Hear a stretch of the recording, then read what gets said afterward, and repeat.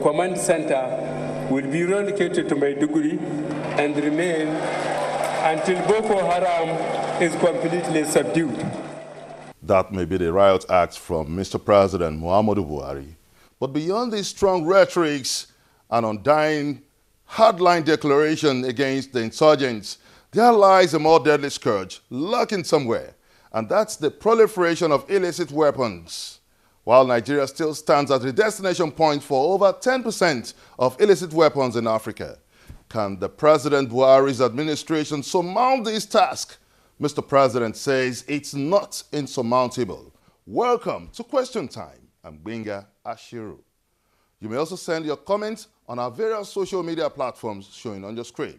Do you think the President Buhari can break the network of syndicates behind the spread of illicit small and light weapons?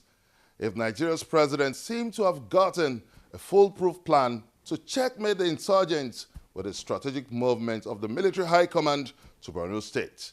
But has it gotten grip of the mystery behind the influx of these light weapons into Nigeria? With about 5,000 illegal borders leading into the country, then the big question is, who are the merchants of war, the sponsors of illicit arms trade? Does the federal government have enough will to tackle this menace? As Nigeria ratifies the Arms Trade Treaty, are there any classified information Nigerians need to know about insecurity? What does the future hold for Nigeria? Now we go one-on-one with the Chairman Presidential Committee on Proliferation of Small Arms and Light Weapons and the immediate former Director General, National Intelligence Agency, Ambassador Emmanuel Imohe. As the Chairman Presidential Committee on Small Arms and Light Weapons, could you briefly discuss your terms of reference with us to give us an insight into the scope of your committee on fighting the spread of small arms and the illicit possession of light weapons in Nigeria? Thank you very much. The Presidential Committee on Small Arms and Light Weapons has the responsibility to be the lead agency of government in the effort to combat the illicit proliferation of small arms and light weapons in Nigeria. As many governments the world over are regarding the problem posed by small arms and light weapons to the security and well-being of so many countries. As you know, no development can take place in an environment which is characterized by absence of security. And it is believed very strongly that at least in our sub-region, and I know probably also true of other regions as well, that small arms and light weapons have been reinforcing criminal syndicates and also strengthening non-state actors. And all this put together aggregate to accentuating insecurity. So this is what the federal government is concerned about. And the federal government is doing so within the framework of the ECOWAS Convention on Small Arms and Light Weapons. As you are probably aware, there are international instruments guiding the efforts by the respective countries to rein in the threat posed by the easy access to small arms and light weapons, starting from the United Nations through the African Union and then ECOWAS. So this is the reason that the federal government has set us up. But we will be the lead agency responsible for coordinating all the activities in Nigeria towards eradicating the problem posed by small arms and light weapons. And in this regard, we have to come up with appropriate policies and recommend appropriate policies to government in respect of these efforts. We have to come up with a program of action that will be implementable in Nigeria against small arms and light weapons proliferation. We have to look at existing regulations and existing legislation in Nigeria to determine whether they are still suitable for the complexity of the problems that we are facing now.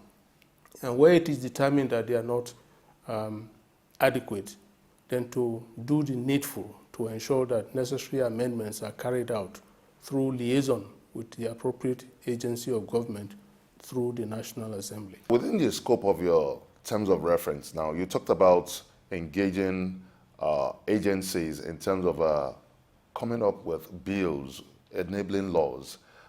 Now, do we have enabling laws? Do we have sufficient laws to tackle the spread of small arms and proliferation of light weapons? I don't think we have. I do not think we have. The law that we have is the Firearms Act, and you know how antiquated that act is. It has not been reviewed over the years. It's part of the things that our committee is looking at. We hope, through liaison with the National Assembly, to propose necessary amendments in order to bring about, to bring it up to international best practices as regulated by the United Nations as well as the ECOWAS Convention on Small Arms and Light Weapons. Now, you talked about laws being antiquated and not compliant to a modern standard now. So, having discovered this, what are you doing to ensure that our laws are compliant to United Nations standard in fighting the spread of small arms and light weapons? Yeah, before we approach the National Assembly on this issue, you know that we have to do our own homework. We are seeking to convene expert conferences to ensure that sufficient opinions, sufficient views are generated from the grassroots through appropriate stakeholder conferences.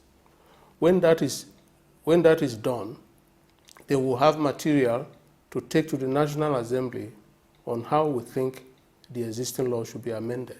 Now, what do you make of the very disturbing statistics that West Africa accounts for 8 million of the 100 million small arms currently in circulation in Africa? I think I have come across such statistics before, but they are very alarming. And I think the situation may even be worse than the statistics are telling us.